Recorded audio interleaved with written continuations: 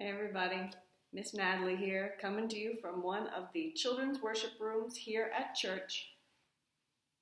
I have a confession to make. Today, I'm not doing so well. Kind of sad today. You might be having a similar kind of experience that I am in this time when some days I'm doing pretty well. Figuring out how to change my life, how to still get my work done, how to still enjoy my friends and my family, figuring it out and doing all right. Grooving, doing okay. But then I will hit a time when I'm sad. I am sad that I don't get to see my parents. I'm sad that I don't get to hang out with my friends in the same way. I'm just sad and worried a little bit. And so I have some things that I do when I'm feeling that way. I make sure that I have enough water to drink. I try to move my body. I make sure that I tell some people I love about how I'm feeling. And I usually clean something in my house. That helps. Or I eat something delicious. Or sometimes I will dance around to some happy music. Or I will look at something beautiful. Usually something in nature. But there's also something else that I do. You can guess it's going to involve talking to God. But it also involves a sign that is in my office and that a friend has at his house. And that even now, sometimes that I know what it is, I have a hard time seeing it. It's amazing. So I wonder, can you tell what this sign says? It's kind of hard. There's a trick to it. There's a trick to it because we naturally pay attention to these light-colored parts here. These raised parts. We sort of naturally pay the most attention to those parts. But that's not the trick for reading this sign. The trick for reading this sign are in the gaps, in the low parts. I'm going to do this, and it's backwards. That's another weird, but that's just because of the camera makes things go backwards. I'll make it go normal in a minute. But for those of you who can read backwards, some of you will be able to see what the sign says now.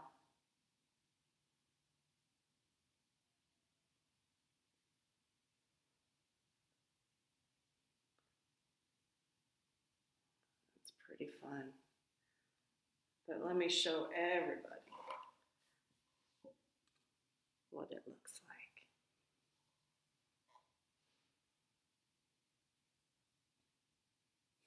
like. So for those of you who can read, you can see the sign says Jesus. And the thing that I like about this sign is it reminds me that Jesus is in the gap.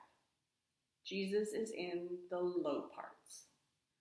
So it isn't just that Jesus is with me when I'm feeling great, when I'm singing happy songs, when I'm dancing with my ribbon. Jesus is with me then.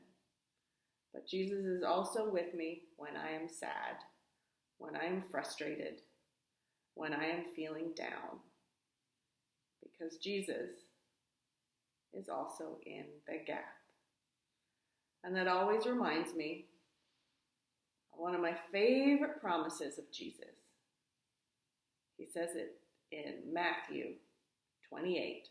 He says, "Be sure of this, I am with you always." And that always reminds me too of one of my favorite Psalms, Psalm 116. It has this: Because you bend down to listen, I will pray as long as I have breath. I like to imagine God bending down to listen to me and to you.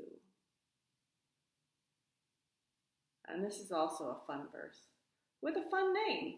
Can you say Zephaniah? Zephaniah was a prophet, and this is what he wrote.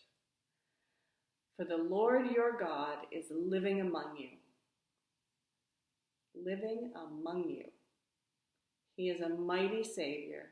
He will take delight in you in gladness. With his love, he will calm all your fears. He will rejoice over you with joyful songs. And that is true whether I am feeling great or whether I am feeling sad. I do not need to be any particular way for Jesus to always be with me and for God to love me. So it doesn't change the reality of what we have to do these days of staying home and staying safe. But it does help me to remember those things on those days when I'm feeling down. So I hope that it will help you a little bit when you remember those things too. So I love you, I miss you, and we will see each other again.